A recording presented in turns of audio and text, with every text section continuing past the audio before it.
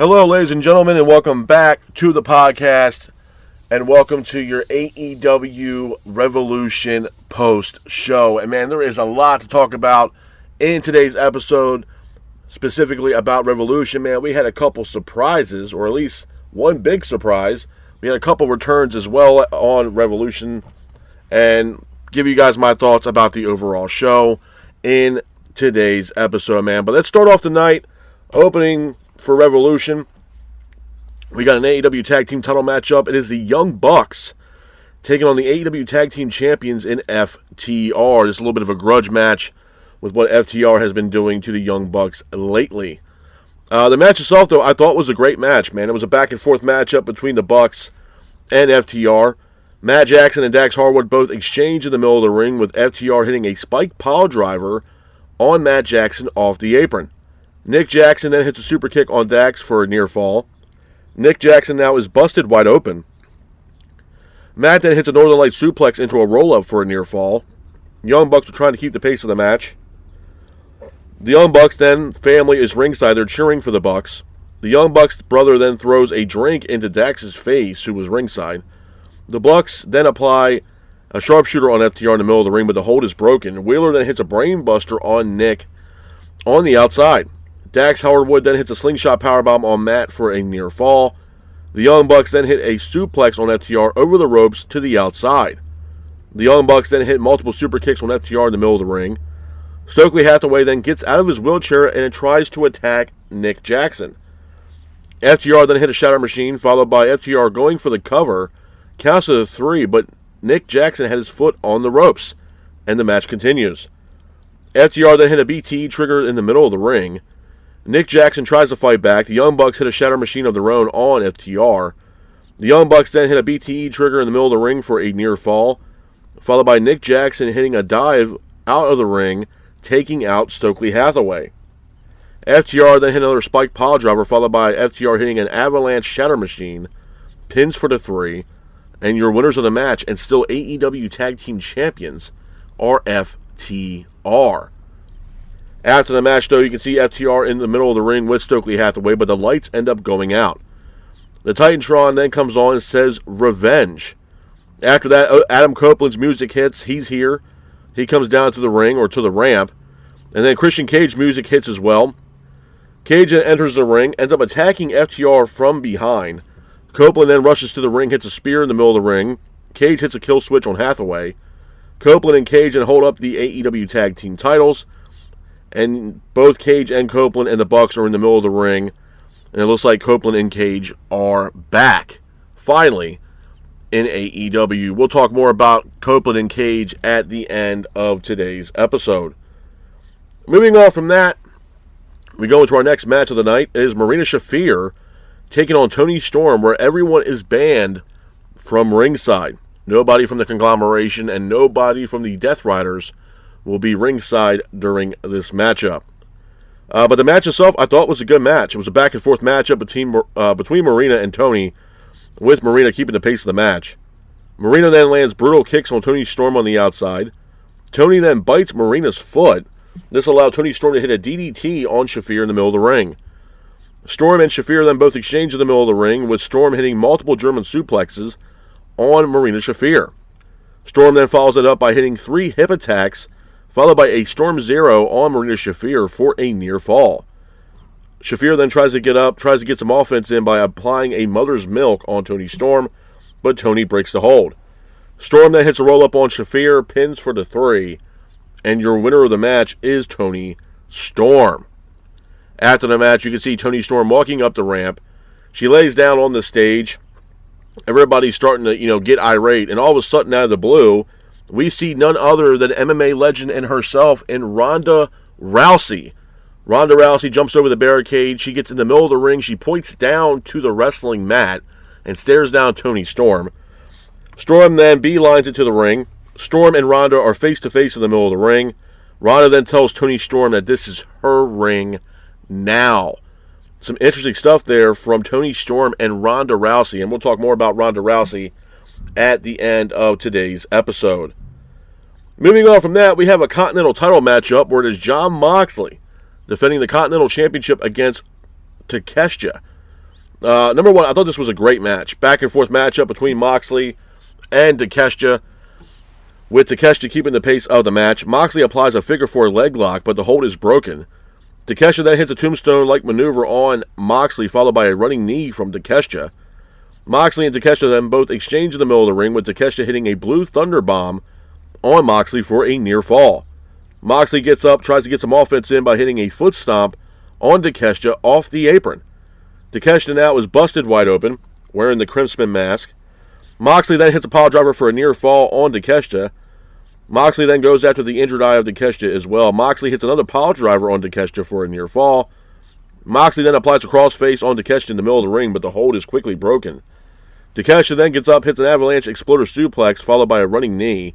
Moxley then hits a cutter on Takeshita, followed by a paradigm shift. Takeshita then hits an exploder suplex, followed by a raging fire for a near fall. Moxley then gets up, hits a Death Rider on Takeshita for a near fall, followed by Moxley hitting an avalanche Death Rider for a near fall as well. Moxley then applies a submission. Referee sounds for the bell, and your winner of the match and still Continental Champion is Jon Moxley. After the match, you can see Moxley leaving the ring with the Death Riders, but all of a sudden the lights go out, and then we look at the Titantron, and there's a vignette that is played. We see a doctor, and then we see, looks like a spinal cord, and then we see none other than Will Ospreay. Will Ospreay looks like he was going through a transformation after his neck surgery. All of a sudden, Ospreay's music hits. Ospreay is standing on the stage. He's looking around at the crowd. He takes off his jacket. He beelines it to the ring, quickly hits a hidden blade on Moxley. Ospreay then attacks the Death Riders ringside, and looks like Will Ospreay is now back in AEW. We'll talk more about Will Ospreay and how I feel about Ospreay returning to AEW at the end of today's episode. Moving on from that, we go into our next match of the night. It's for the AEW Women's Tag Team titles. It is the Babes of Wrath, Willow Nightingale and Harley Cameron, defending the AEW Women's Tag Team titles against Lena Cross and Megan Bayne. The match itself, I thought, was a decent match. It was a back-and-forth matchup between both teams, with Cross and Bayne keeping the pace of the match. Willow hits a Death Valley driver, followed by an enziguri. Cross and Bayne then hit a fall-away slam in the middle of the ring. Cross and Bayne then hit a choke slam in the middle of the ring. Pins for the 3. And your winners of the match and new AEW Women's Tag Team Champions are Lena Cross and Megan Bayne. Hats off to Cross and Bayne for getting the win in this matchup. Moving on from that, we go into our next match of the night, highly anticipated matchup to pretty much figure out who is the baddest man in AEW. It is Brody King taking on Swerve Strickland. I thought it was a good match. It was a back-and-forth matchup between King and Swerve, with King and Swerve both exchanging in the middle of the ring. Brody King then was landing brutal chops on Swerve, but Swerve quickly hits a house call on Brody King. Swerve then sends King into the exposed turnbuckle. Swerve then goes to the outside. He exposes the concrete floor, but Brody King slams Swerve back first into the barricade. King was keeping the pace of the match, but Swerve hits a jumping knee on Brody King. But Brody King hits a boss man slam on Swerve onto the exposed concrete floor. King and Swerve then both exchange on the apron, with Swerve hitting a powerbomb on King off the apron. King then gets up, hits a cannonball senton. Swerve then hits a devastating vertebreaker on King on the outside on the concrete floor. Swerve then hits a Swerve stomp, followed by another house call. Then Swerve hits another house call as well, pins for the 3, and your winner of the match is Swerve Strickland. After that, you can see Prince Nana grabbing a cinder block, pretty much helping out Swerve Strickland to take out Brody King. But out of nowhere, Kenny Omega's music hits. He comes out to the ring and saves Brody King. So it looks like Swerve and Omega are far from being over. Moving on from that, we go into our next match of the night. It's for the AEW Women's Championship. It is a 2 out of 3 falls match. It is Tekla defending the AEW Women's title against Chris Statlander. The match itself, I thought, was a good match, man. It was a back-and-forth matchup between Tekla and Statlander, with Statlander keeping the pace of the match. Statlander hits a superplex on Tekla for a near fall, but Tekla ends up hitting a roll-up using the ropes. Referee doesn't see it, pins for the 3, and Tekla wins the first fall. Tekla then hits a spider suplex on Stat, but Statlander gets up, throws Tekla into the barricade. Statlander then hits a Michinoku driver in the middle of the ring for a near fall, followed by Statlander hitting a Sunday Night Fever on Tekla, pins for the 3, and your winner of the second fall is Chris Statlander. Tekla then pushes Statlander into the referee. The ref is taken out. Tekla then takes off the referee's belt. Statlander then hits Tekla with the belt that she got from Tekla. Julia Hart and Sky Blue are here, but Statlander fights them off. Tekla hits a spear on Statlander, followed by 2 foot stomps, pins for the 3, and your winner of the match is Tekla. Hats off to Tekla for getting the win in this matchup. Moving on from that, we have an AEW Trios title matchup. It is the Don Callis family defending the AEW Trios titles against Jet Speed and CMLL's Mystico. The match itself, I thought, was actually a really good match, man. It was a back-and-forth matchup between both teams with Jet Speed and Mystico keeping the pace of the match. Mystico hits a Hurricane Rana on Okada in the middle of the ring. Both Jet Speed and the Don Callis family both exchange in the middle of the ring, with Speedball Mike Bailey hitting a moonsault knee drop in the middle of the ring. Kevin Knight hits a Hurricane Rana, followed by Bailey hitting a shooting star press for a near fall. Mark Davis then has a chair. Fletcher then has the Trios title. Bailey hits a moonsault knee drop for a near fall. Jet Speed then hit an enziguri on Mark Davis, but Davis then hits a pile driver on Kevin Knight in the middle of the ring. Davis then hits a pile driver on Bailey for a near fall as well, but Bailey gets up, hits a moonsault to the outside. Mystico then hits a Hurricane Rana on Okada. Bailey then hits a spin kick, but Kevin Knight hits a UFO splash, pins for the 3, and your winners of the match and new AEW Trios champions are Jet Speed and Mystico. After the match, you can see Jet Speed celebrating with Mystico, but then on the Titantron, you can see that it is official. Mystico is now All Elite. Now he will be working with CMML as well as All Elite Wrestling. Great signing by AEW to sign none other than Mystico to AEW. Moving on from that, we go into our next match of the night. Pretty much a sleeper match in my honest opinion. It is Andrade El Idolo taking on Bandito. I thought this was a great match. It was a back and forth matchup between Andrade and Bandito, with Bandito trying to figure out his ring gear. Andrade capitalizes on this by quickly hitting a running knee on Bandito, followed by Bandito getting up, hitting a Hurricane Rana on Andrade. Bandito then hits a Hurricane Rana on Andrade on the outside. Bandito then goes for a springboard, but Andrade counters it with a devastating powerbomb. Andrade was trying to keep the pace of the match, but Bandito hits a cutter on Andrade. Both Andrade and Bandito both exchange in the middle of the ring, with Bandito hitting a corkscrew off the top rope. Bandito then goes for a frog splash on Andrade, but Andrade had his knees up. Andrade and Bandito are back and forth from Three Amigos to German suplexes in the middle of the ring. Bandito then hits a shooting star press on Andrade for a near fall. Andrade gets up, hits a moonsault to the outside, taking out Bandito. Andrade then follows it up by hitting another moonsault for a near fall. Andrade hits a running knee for a near fall on Bandito as well. Bandito then gets up, hits an avalanche fall-away slam on Andrade for a near fall. Bandito then goes for a 21-plex, but Andrade counters it with a spinning back elbow for a near fall. Bandito then hits a 21-plex on Andrade for a near fall, followed by Bandito hitting Andrade with a jumping knee. Bandito then goes for a 21-plex, but Andrade counters it with a spinning back elbow. Andrade ends up hitting the finish, pins for the 3, and your winner of the match is Andrade El Idolo. Hats off to Andrade for getting the win in this matchup. Moving on from that, we have another 6-man tag team matchup. It is Orange Cassidy teaming up with Roderick Strong and Darby Allin to take on the Dogs. I thought it was a decent match. It was a back-and-forth matchup between both teams, with Strong and Gabe Kidd both exchanging in the middle of the ring. Darby hits a code red in the middle of the ring. Connors then hits a spear on Darby. The Dogs are choking Darby Allin in the corner. The Dogs were keeping the pace of the match. After this, Roderick Strong ends up hitting an angle slam on Gabe Kidd in the middle of the ring. Orange Cassidy then helps Darby Allin, breaking free from the ring post. Darby then applies a Scorpion Deathlock on Gabe Kidd in the middle of the ring. Connors then hits a devastating spear on Orange Cassidy. Darby then hits Gabe Kidd with a skateboard, followed by Connors hitting a power slam as well as a spear. Finlay then hits a Dominator Connors hits a brainbuster in the middle of the ring. Darby then hits a coffin drop. Strong then hits a jumping knee. Orange Cassidy then hits a signature orange punch in the middle of the ring, but Roderick Strong hits an end of heartache, pins for the 3, and your winners of the match are Orange Cassidy, Darby Allin, and Roderick Strong. Hats off to Darby, Orange Cassidy, and Roderick Strong for getting the win in this matchup.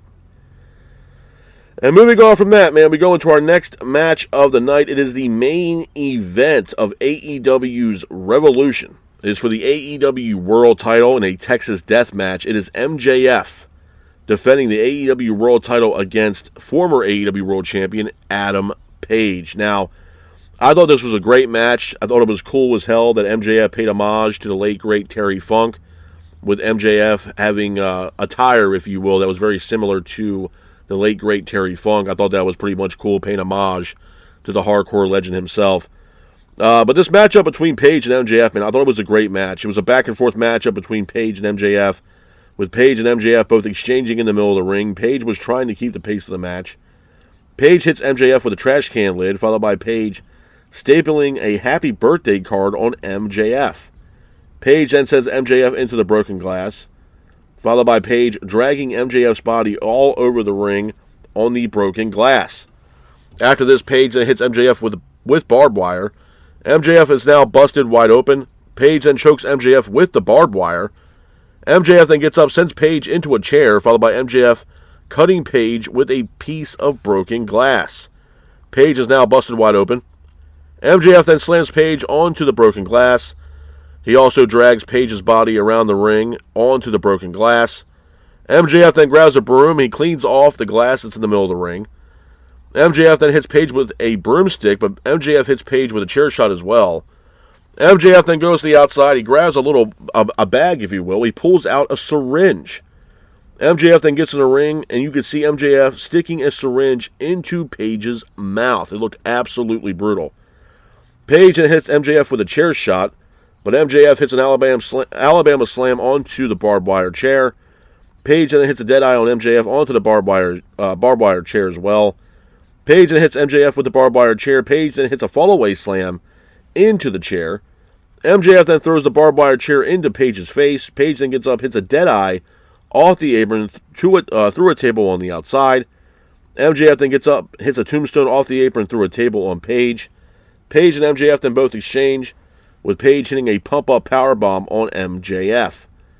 Page then hits MJF with a light tube, followed by Page hitting MJF with another light tube to the head. Page then puts skewers into MJF's head. It looked absolutely brutal. Page then follows it up by hitting a buckshot lariat. Page then brings out a chain, and then Page puts on the dog collar onto MJF. Page then is asking for a lighter, can't get a lighter. Page then brings out a barbed wire board. MJF then throws Page off the top rope through the barbed wire table. MJF then hits Page with a chain. Page and MJF then go off the stage through some electrical equipment that was outside the ring. Page then goes for a buckshot lariat, but MJF then counters it with a low blow. MJF then hits Page with the title. Page hits a low blow on MJF. Page then hits MJF with the title, but MJF then chokes Page with the chain. The referee sounds for the bell, and your winner of the match and still AEW World Champion is MJF. Couple of things I want to talk about with you guys, man, before I get the hell up out of here as far as Revolution is concerned. I know for a fact, man, this AEW pay-per-view, okay, had a lot of controversy. And what I mean by that is this was probably one of the most, I wouldn't say controversial, but I'll say one of the biggest AEW pay-per-views that they've had so far, where a lot of people had some mixed emotions coming out of Revolution. So a lot of people were happy. A lot of people were thrilled with how Revolution was showcased on pay-per-view. And there were some people that were honestly extremely pissed off the way AEW went. I'm going to be honest. I'm not in that camp where I'm extremely pissed off with how AEW's Revolution went. I thought the card was very good. I thought it was very well put together. Obviously, there's always going to be some issues with AEW. That's going to happen. I think the biggest gripe, I would say, for Revolution for me is the fact that, the main card started at 8 p.m. Eastern. The main event did not go off the air till damn near almost 1 o'clock in the morning, with 10 matches, 10 pay-per-view matches on this card. I'm a firm believer, and I might be on this hill all by myself, and if I am, that's fine. I'm always a big fan of quality over quantity. If you give me 4 to 5 solid matches that have storyline with them, that are absolute bangers, I don't need the extra 5 matches just to get me from 8 p.m. to 1 o'clock in the morning. You know, I think there was about 2 matches, if not possibly 3, that honestly I could have done without, that would have probably been better suited for AEW Dynamite. And those matches are as followed. I think the Trios match would have been better suited for AEW Dynamite. The Trios titles mean jack shit for AEW. The other match I could have honestly done without was the War Dogs tag team matchup against Roderick Strong, Orange Cassidy, and Darby Allin. That could have main evented Dynamite the week after Revolution, to be honest with you. And not for nothing, Tony Storm and Marina Shafir, again, could have main evented a AEW Dynamite episode. And to be honest with you, I'm kind of done with the whole Death Rider situation, if I'm being honest. But like I said, while there is some good, there is some bad, and obviously there is some controversy. So I want to talk about the elephant in the room, Ronda Rousey. Ronda Rousey, if you guys don't know who Ronda Rousey is, she is an MMA icon. Some people even say that she is an MMA legend. Obviously, you know, she cut her teeth in MMA over in Strikeforce, and then from Strikeforce, she went over to the UFC, and the rest was history. And then later on, she went to wrestle for WWE, and then finally left professional wrestling, and now looks like she's on her way back to the MMA scene. I think she has a scheduled bout against former women's champion in Strikeforce, Gina Carano. She has a highly anticipated fight for, I think, Jake Paul's promotion. I want to talk about Ronda Rousey.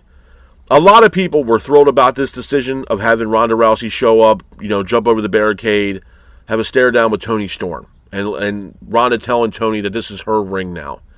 So first and foremost, I do want to let people know who don't know by now. Ronda Rousey is not all elite. Now, again, this is not saying that Ronda Rousey possibly could make her way back to AEW. Like I said, I know she has a highly anticipated fight against Gina Carano, or whatever the hell her name is, for Jake Paul's MMA promotion. Or Jake Paul's promotion, for that matter. So I know she has a highly anticipated fight coming up here, I believe, in May. Now, for the star power, I get why AEW did it, because at the end of the day, it's Ronda Rousey. There's star power around her name. It got a lot of people talking, and there was definitely some intrigue there with a little stare down between Ronda Rousey and Toni Storm. For all intents and purposes, they could be waiting to book this match for All In between Rousey and Toni Storm. Because we got some time. I don't think... Yeah, I mean, obviously, I think Double or Nothing is late May, and her fight with Gina is sometime in May. So, I mean, they could be building Toni Storm versus Ronda Rousey going into All In, because for AEW, All In is their WrestleMania every year. I think they're going to be live from Wembley this year. So, it's always their big event. So, they're going to try to do whatever they can to stack the card for their show at All In. So, was I against it? No. From a business aspect of it, I can 100% understand why they brought in someone like Ronda Rousey. But with that being said, it does come with some issues. And I can understand why people are pissed off that Ronda showed up at Revolution. Now, if you guys go back as far as I do with Ronda debuting for WWE, it might have been late. It might have been 2016, 2017, maybe, 2018. Don't quote me on that, but I think it might have been 2016, maybe 2017. But we all remember when Ronda Rousey came over to WWE and how much of a big deal it was for WWE to have the likes of Ronda Rousey a part of the women's roster in WWE. And they tried to make it into a big deal, and she had some really good matches. I mean, the most notable match that I can remember is the triple threat match, I believe, that she had against Charlotte Flair and Becky Lynch at WrestleMania. I think it headlined and main evented that year's WrestleMania. So I do remember that match and the storyline that she had there with Charlotte Flair and Becky Lynch. Seeing Ronda showing up, in AEW, like I said, it's a good business move. But at the end of the day, Ronda has made comments after she left WWE, just basically about pro wrestling. She's bashed pro wrestling. She said it's a bunch of bullshit. It's this, that, and third. It's fake. It's this, that. So, obviously, she's painting a picture for herself in a negative spotlight off the rip by saying this, and then you want to come back into the wrestling realm with AEW. I don't know if it's a good look. Considering the fact that you had so many other superstars saying that, oh, by God, the AEW locker room now is a lot better. It's a safer place to work. It's a better working environment. We got rid of the bullshit and everything else. And then here you are bringing in the likes of Ronda Rousey, who has publicly bashed professional wrestling. So I can understand people's gripes and their feelings with this whole Ronda Rousey situation. But like I told you guys, as of right now, she is not all elite.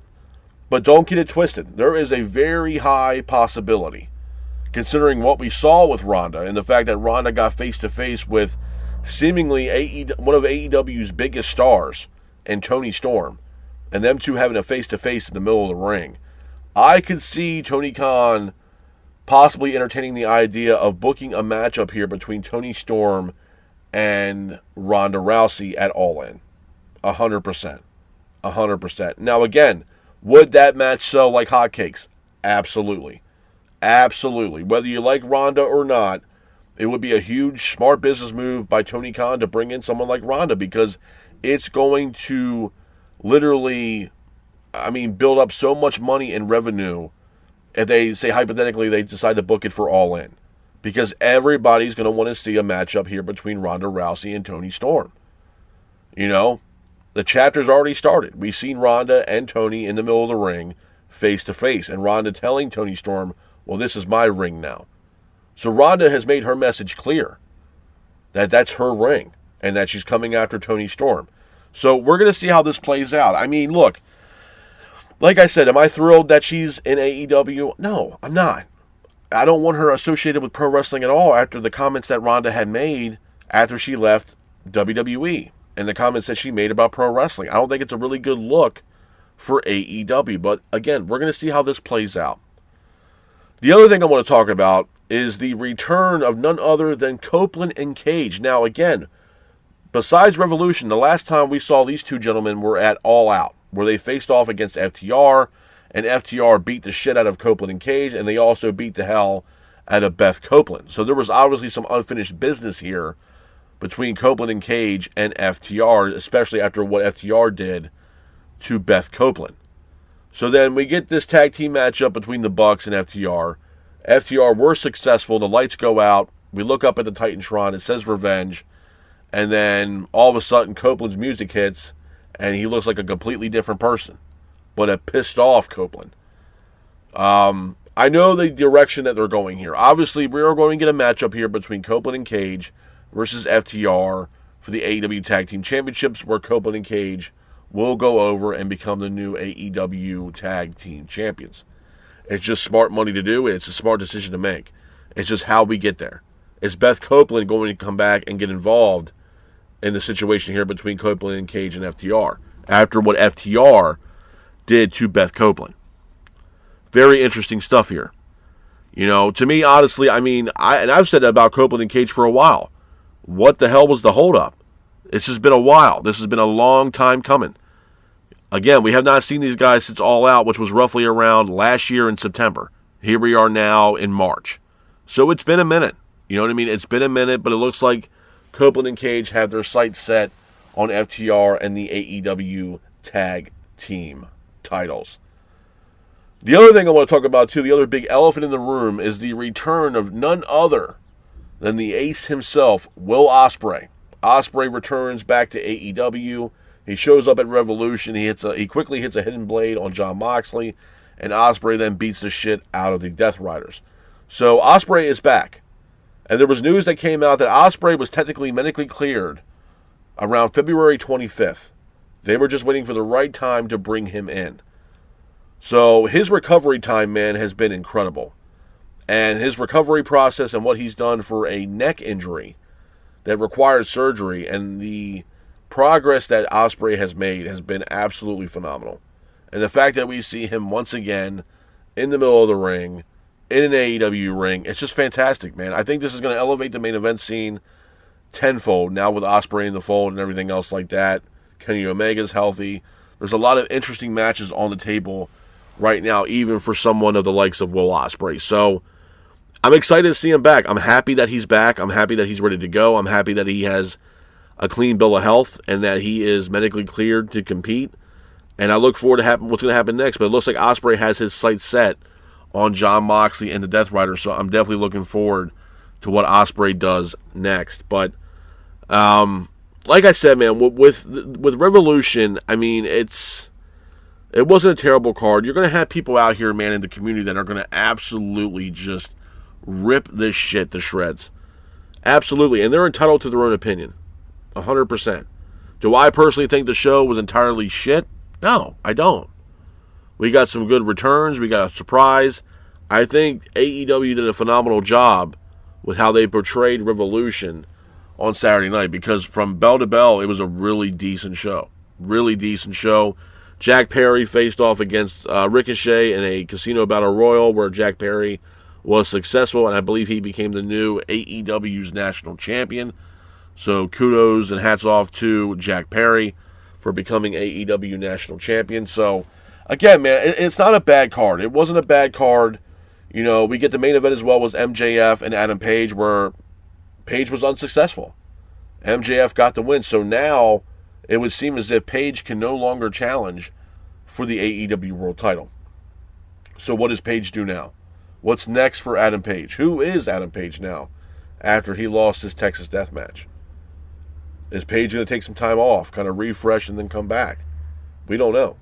All we do know is that Page was not successful in beating MJF for the AEW World title. So it puts Adam Page in a very awkward position moving forward for him to get back to the top of the card. Now that, you know, Page lost the opportunity, but he lost the match against MJF. He can no longer challenge for the title. Now we have to figure out what's next for Page. Who is Adam Page now? Now that he can't challenge for the AEW World title, what's next for Adam Page? And from what I heard, AEW Dynamite this week is supposed to be pure chaos.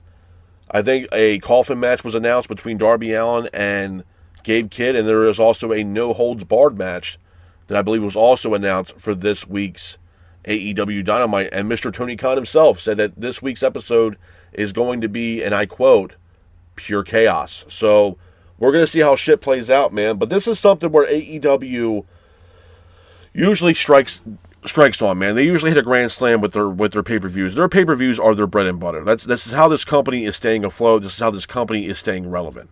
Pay-per-views are big business for AEW. They always have been, and they always will be a big thing for AEW as long as AEW is still around. Their pay-per-views are always something that generates a lot of money and dollars for AEW. And this event with Revolution did not disappoint. Return of Copeland and Cage, we got to see that. We got to see title changes. We see the debut of none other than MMA icon herself, Ronda Rousey. So there was a lot of things that happened at Revolution. So I'm looking forward to Dynamite this week. I look forward to see what's going to happen next for MJF, because it looks like Will Ospreay is going right after Jon Moxley. So I'm pretty sure, being that they're going to be in New York for Grand Slam, that MJF will be there defending the AEW World title, in my opinion. I don't see any other way around it besides MJF holding the title. I even pitched the idea of MJF holding on to this title till we get to All In, and then it's MJF versus Will Ospreay, and then Ospreay goes over, beats MJF, and Ospreay becomes the new AEW World Champion. And again, this is something that could, quite frankly, work out very well for both Will Ospreay, MJF, as well as AEW if they decide to go that route for MJF and Will Ospreay. But at the end of the day, man, this card was not bad. It wasn't terrible. Obviously, there's been better Revolutions. I think the best one for me would have to easily be Sting's retirement tour. In his last match with Sting and Darby taking on the Young Bucks for the AEW Tag Team titles. To me, that's always going to be the best so far Revolution main event, was Sting and Darby taking on the Young Bucks. That's when Revolution, in my opinion, was very, very good. But it looks like things are starting to change.